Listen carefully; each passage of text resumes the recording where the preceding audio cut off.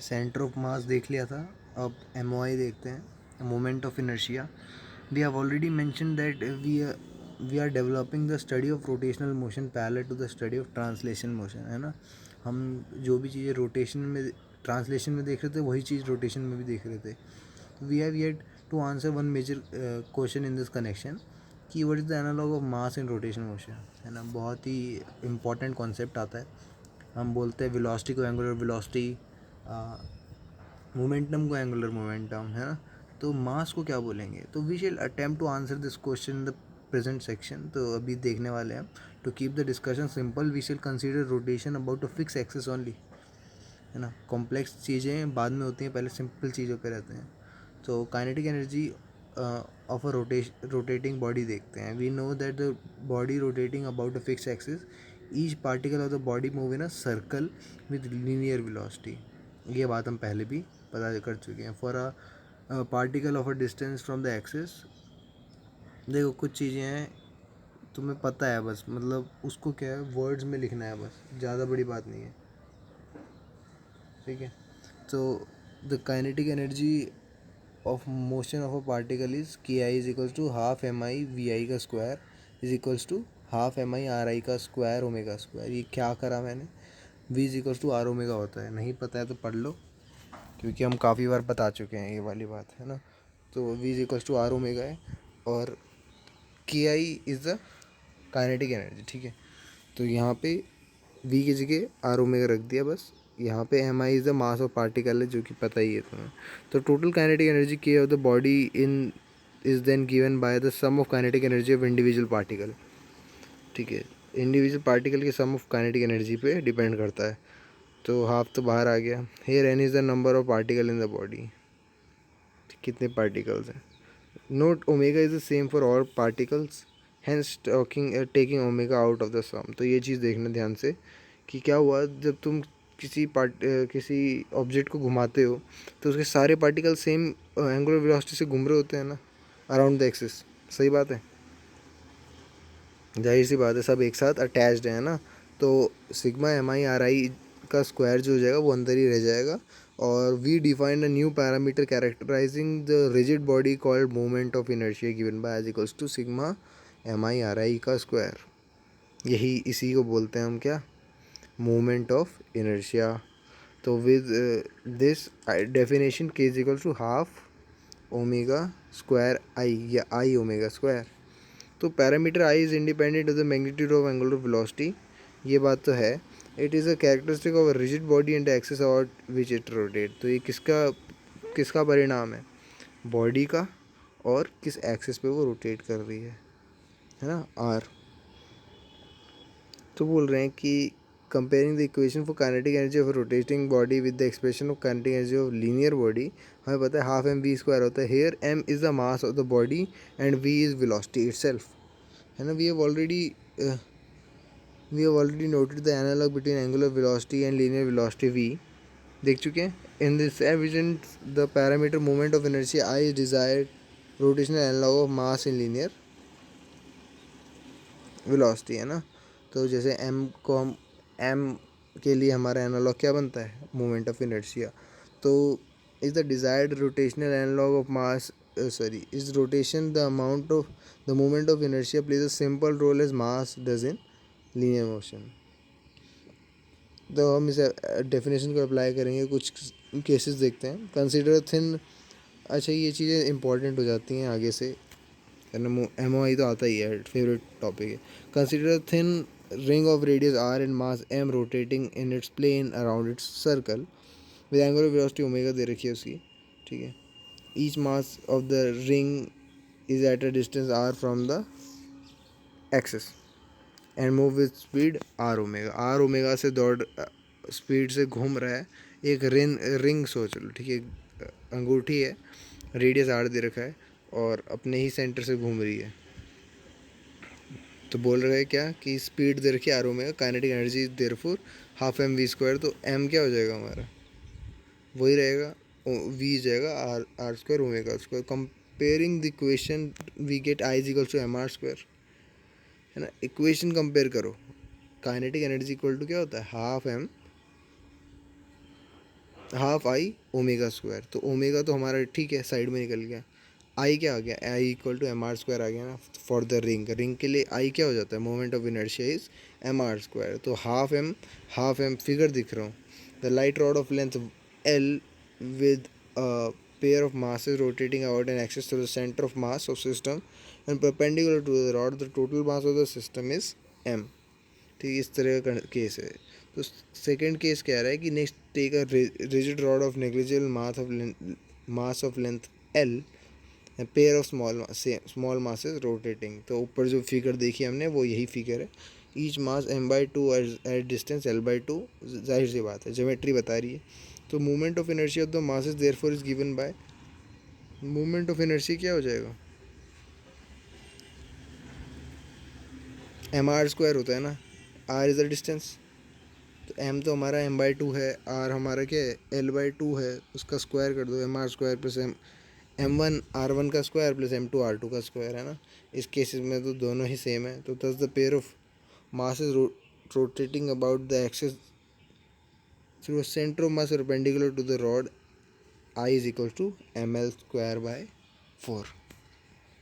ये हो जाएगा, है ना। कंडीशन देख लो क्या है कि पेयर ऑफ मासेस हैं rotating about axis through the centre of mass, centre of mass perpendicular to the rod. अगर ऐसा कुछ केस है तो ml स्क्वायर बाय 4 होता है। अच्छा, टेबल जो है gives the moment of inertia of various familiar regular shapes, है ना। तो the derivations of this expression are beyond the scope of this text book, और तुम हायर क्लासेस में देखोगे अगर मन होगा तो। As the mass of body, अच्छा एक बार देख लेते हैं ये है असल में, ठीक है।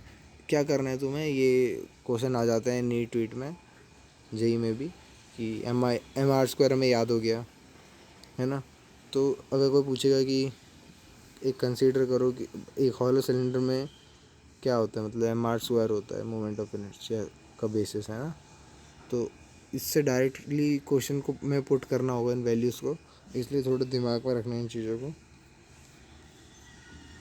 ठीक है। So as the mass of body register a change in its state of linear motion, it is measure of its inertia in linear motion, ठीक है। कितना रजिस्ट करते हैं चेंज, डेफिनेटली चीज़ें रजिस्ट करेंगी।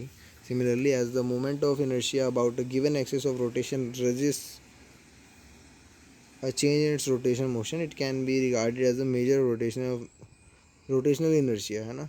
It is a measure of way in which different part of the body are distributed in the different distance, है ना। जाहिर सी बात है, ये तो कॉमन चीज़ें हैं। Unlike the mass of body, the moment of inertia is not fixed quantity। MOI क्या होता है, फिक्स नहीं होता but depends on the distribution of mass. ध्यान देना किस तरह से मास डिस्ट्रीब्यूट हो रखा है, कितना अच्छा टॉपिक है। And the orientation and position of the axis of rotation, क्या क्या orientation and position of the axis of rotation, किसके थ्रू रोटेट कर रहा है। अगर ये परपेंडिकुलर रॉड नहीं होती तब दिक्कत हो जाती है, देखना आगे। Respect to the body as its pole, तो as a major way in which the mass of rotating body is distributed respect to the axis of rotation. ध्यान से, what is centre of gyration, radius of gyration क्या होता है। तो यहाँ पे बोला जाता है कि as a measure of the way in which the mass of a rotating rigid body is distributed with respect to the axis of rotation, axis of rotation को ध्यान में रखते हुए, ठीक है, बोल रहे हैं with respect to the axis of rotation, किस तरह से रिजिड बॉडी का मास डिस्ट्रीब्यूट हो रखा है। तो इस एक नया पैरामीटर का यूज़ करने वाले हैं हम, radius of gyration. It is related to the moment of inertia and the total mass of the body. किससे रिलेट करता है, दो चीज़ों से, मोमेंट ऑफ इनर्शिया MOI से, और या सिर्फ आई से, and total mass of the body, whole mass. Notice from the table that in all cases we can write I is equals to mk square, where k has the dimension of the length, ठीक है, length की dimension होती है, M R square होता है ना, वही है ये।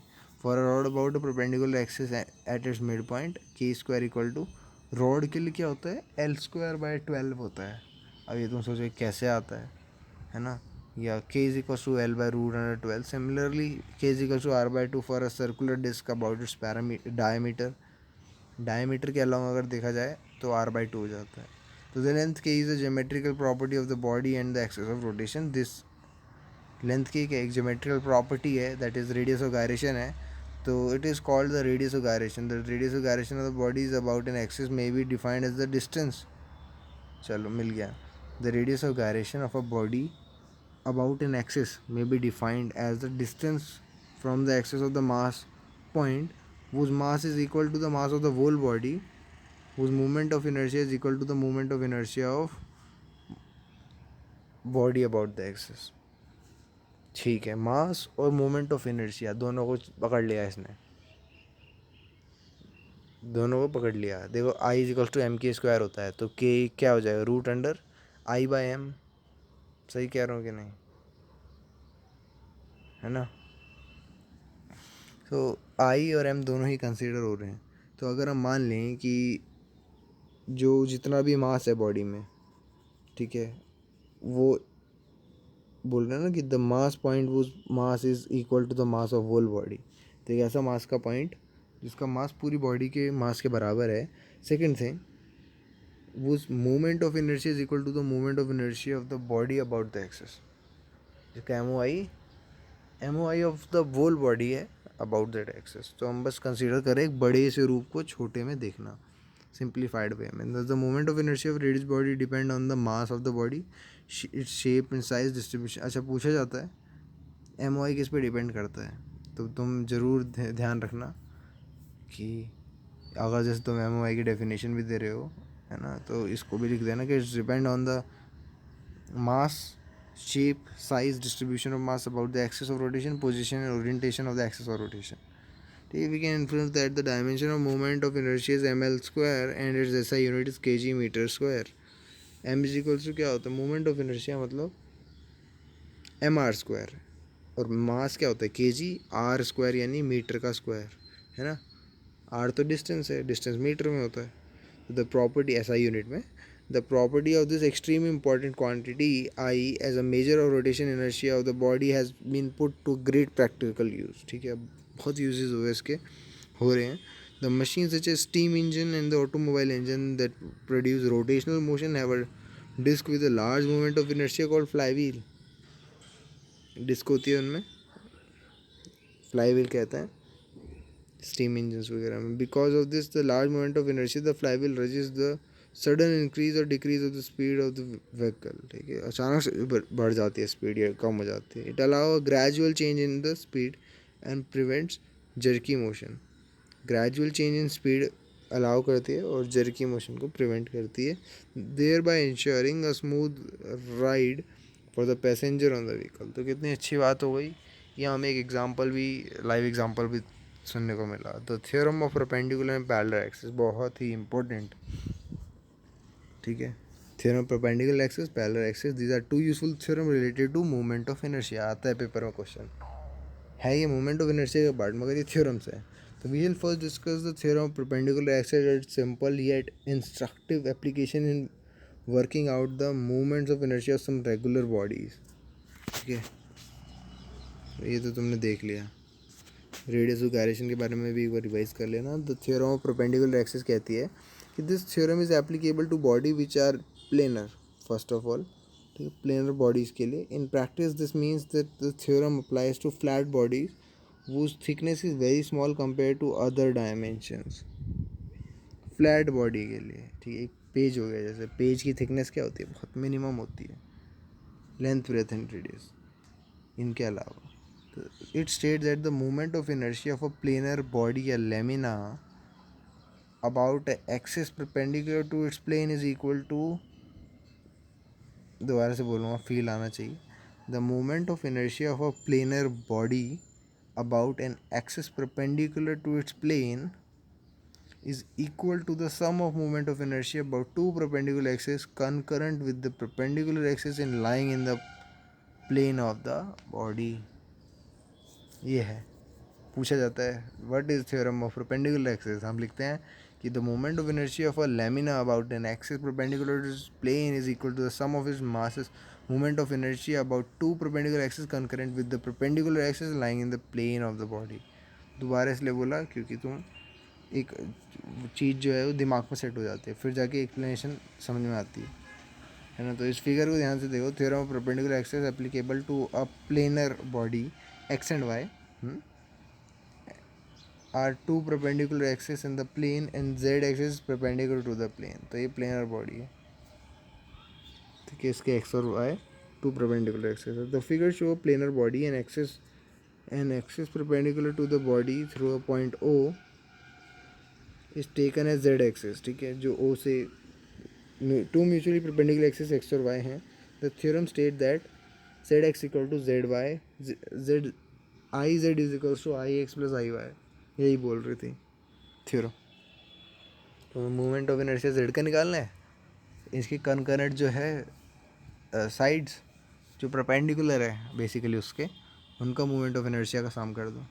Late us look the usefulness of this theorem. इस थ्योरम की यूजफुलनेस को देखते हैं using example number 7.10। What is the movement of inertia what disc about one of its diameter. Diameter के अलोंग, अच्छा इसका हम अभी अभी ऊपर पढ़ चुके हैं, ठीक है, तुम्हें याद हो तो movement of inertia of disc along its diameter क्या होता है देखते हैं। We assume that the moment of inertia of a disk about an axis perpendicular to it, तो हाँ we assume M O I या आई बोलूँगा, we assume I of the disc about an axis perpendicular to through its centre is M R square by, है ना, where M is the mass of disc and R is the its radius, ठीक है। Table number 7.1 refer करो, जो कि मैं बोला था पढ़ लो, उसको याद कर लेना, ठीक है। और ये हमने ऊपर भी देखा था टेबल से भी ऊपर, जब हम बाई डिवाइड बाई 12 भी देख रहे थे। The disc can be considered to be planar body, hence the theorem of perpendicular axis is applicable to it, है ना। डिस्क एक प्लेनर बॉडी है, we take three concurrent axis X Y Z and बोला जा रहा है Z is perpendicular to it by the theorem I Z is equal to I X plus I Y and X and Y axis are along, ओहो रुको, x और Y axis जो हैं along to diameter, ठीक है। देखो काम की बात देखें तो पहली बात तो स्टेटमेंट्स लिखना आना चाहिए कि किस तरह से बता रहे हैं कि I X equal to I Y होगा। बोल रहे हैं एक्स एंड वाई जो है वो perpendicular or along to diameter and by symmetric the movement of inertia the disc is same about diameter, diameter के अलॉन्ग तो सेम रहेगा, तो I X equal to I Y हो जाएगा, that is I Z equal to two I X, और I X जो था हमारा M R square by two था। तो फाइनली आई एक्स जो हो जाएगा आई जेड बाई टू हो जाएगा, that is M R square by four. तो moment of inertia of a disc about any of its diameter is M R square by four. Divide four क्यों करा, हमें आई x निकालना था, I Z नहीं, ठीक है। जेड के अलॉन्ग कहाँ दिख रहा है तुम्हें कुछ, हम डायमीटर के अलॉन्ग देख रहे हैं, तो एक एक्सिस के अलॉन्ग देख रहे हैं। So find similarity the moment of inertia of a ring about any of its diameter. Will this theorem be applicable to solid cylinder, solid cylinder के साथ काम आएगी। ये सारे क्वेश्चन दिमाग में रखना। कह रहे theorem of parallel axis Z and, अच्छा पैरेलल एक्सिस की थ्योरम का यहाँ पे थोड़ा देख लेते हैं। Theorem of parallel axis Z and Z dash axis are two parallel axis separated by distance A distance से सेपरेट हो रखे हैं, और the centre of mass of the body O dash जो है इज इक्वल टू ए है।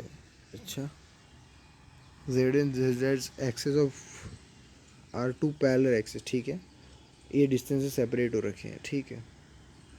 तो आ जाओ पैरेलल एक्सिस के थ्योरम पे, चैप्टर लंबा ही जाएगा। Theorem of parallel axis, this theorem is applicable to the body of any shape, बात आ गई एनी शेप की।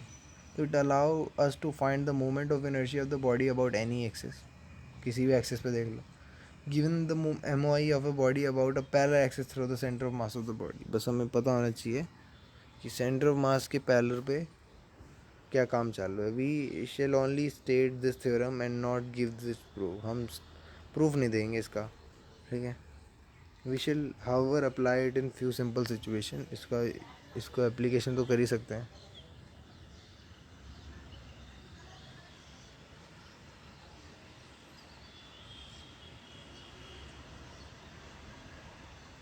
कहाँ पे थे हम,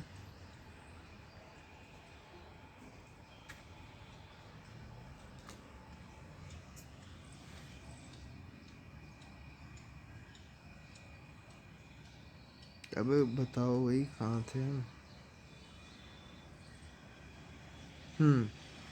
ठीक है, तो स्टेटमेंट क्या प्रूव कर, पहले मैं स्टेटमेंट पढ़ लेता हूँ। The movement of inertia of body about any axis is equal to the sum of movement of inertias of the body about a parallel axis passing through its center of mass and the product of its masses and the square of the distance between the two parallel axes। क्या क्या बोला, धीरे धीरे बोलते हैं, एक बार खुद interrupt करो फिर उसके बाद आगे बढ़ते हैं। Movement of inertia of a body about any axis, किसी भी एक्सिस पे, is equal to sum of movement of inertia of the body, ठीक है, is equal to sum of movement of inertia of body about a parallel axis.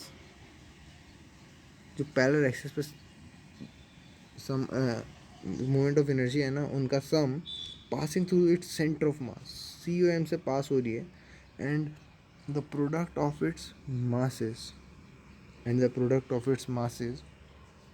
Square of the distance between the two parallel axis. Masses का product, square of the distance between two parallel axis. अब देखो as it show in figure, अच्छा इसको याद करना तो पड़ेगा, ठीक है, पेपर में कुछ भी आएगा इन दोनों में से एक डेफिनेशन आ जाएगी, ठीक है, जर्नली सही ये वाली आती है कि z and z dash are two parallel axis separated by distance a, the z axis passes through the centre of mass o। तो हमें पता चल गया I Z dash is equal to I Z plus M E square, यही तो बोल रहे थे। देखो जेड ईयर है, जेड डैश ईयर, ठीक है, फिगर देख ली, तब बोल रहे हैं कि z और z डैश टू पैरेलल है, डिस्टेंस a है उनके बीच में, z axis passes to the centre of mass o of the rigid body. दोबारा सुनना, z axis passes to centre of mass of the rigid body. z axis को देखो, rigid body का सेंटर ऑफ मास क्या है, o है। Then according to the theorem of parallel axis, I Z dash, that is दूसरा वो Z dash वाला जो इसमें ओ डैश आया था, is equal to I Z, यानी उसका पर्टिकुलर हमारा आई जेड, यानी सेंटर ऑफ मास निकाल रहे हैं ना, मतलब उसके सामने वाले का सेंटर ऑफ मास निकाल रहे हैं, तो उसके सेंटर ऑफ मास में प्लस करना पड़ेगा तुम्हें क्या, एम ए स्क्वायर। ए क्या था, डिस्टेंस था उनके बीच में, समझा, बोल रहे ना, product of their masses and square of the distance between them. तो m के साथ मल्टीप्लाई कर रहे हैं square of the distance that is a, ये था, मतलब सी ओ सेंटर ऑफ मास से तुम आगे पीछे जहाँ भी जाओ ये हरकत करनी पड़ेगी। तो where I Z and I Z dash are the moment of inertia of the body respect to ये वो। ये देखो कितनी सिंपल बात कहते हैं मगर ये लिख देते हैं, तो तुम भी लिख देना कि इसमें आई जेड क्या है, जेड डैश क्या है। कुछ भी डिफ़ाइन करते हो ना, एक बात हमेशा याद रखना, पेपर में जब भी कुछ डिफ़ाइन करते हो या फिर कोई एक्सप्रेशन लिखते, इक्वेशन लिखते हो ना, ध्यान रखना कि मेंशन करो कि वो क्या है, ठीक है। वी वेलोसिटी है, ठीक, क्या क्या है चीज़ें, एम क्या है, मास है, ए यहाँ पे एक्सेलरेशन वगैरह नहीं है, ये ए डिस्टेंस है। तो इस चीज़ को लिखना, A is the perpendicular distance between the two parallel axis. तो व्हाट इज़ द, एक और क्वेश्चन देख लेते हैं, फिर kinematics of rotation about a fix axis बाद में देखेंगे, ठीक है, ये देख लेते हैं। अच्छा इंपॉर्टेंट क्वेश्चन भी है, what is the moment of inertia of a rod of mass m। Imagine करो एक रॉड है m मास की, लेंथ l है, about axis perpendicular to it through one end, एक एंड से परपेंडिकुलर है वो।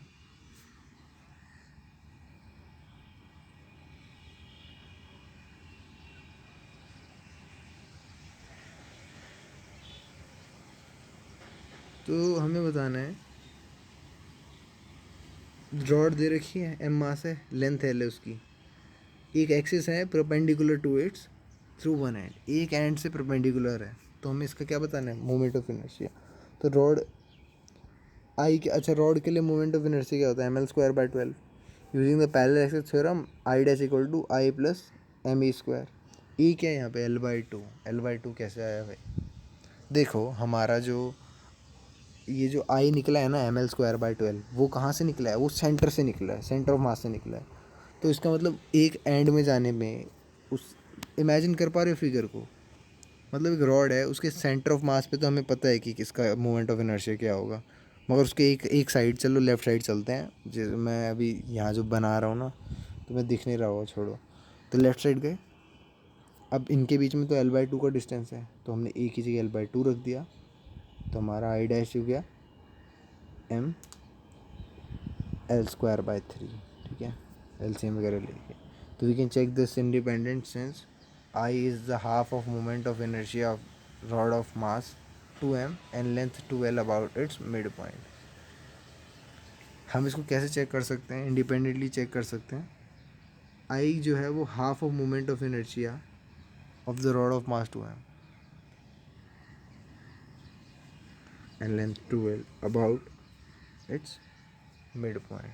तो हमारा ml 2/3 है ना, तो अगर हम यहाँ पे 2m 2 ले लें, मास को 2m कर लें और लेंथ को 2l कर लें, तो भी हमारा ml 2/3 आएगा एक पॉइंट के according. What is the moment of inertia of a ring about a tangent to its circle? What is the moment of inertia of a ring about a tangent to the circle of the ring? Tangent पे बताना है, इसका मतलब diameter की क्या होगा, parallel होगा। तो हम क्या करेंगे, यहाँ पे टेंजेंट के लिए डायमीटर में ऐड कर देंगे mr², क्योंकि रेडियस जो है is the distance between them. तो तुम बताओ रिंग के लिए क्या होता है, mr²/2 होता है, उसमें mr² ऐड कर दिया तो 3/2 mr² हो गया। ऐसे क्वेश्चन आते हैं, SL के कुछ और क्वेश्चन कर लेना सेम टाइप, ठीक है, या एक बार एक्सरसाइज में चेक करना कौन सा सेम टाइप का क्वेश्चन है, ये नेक्स्ट क्लास में देखते हैं। चलो।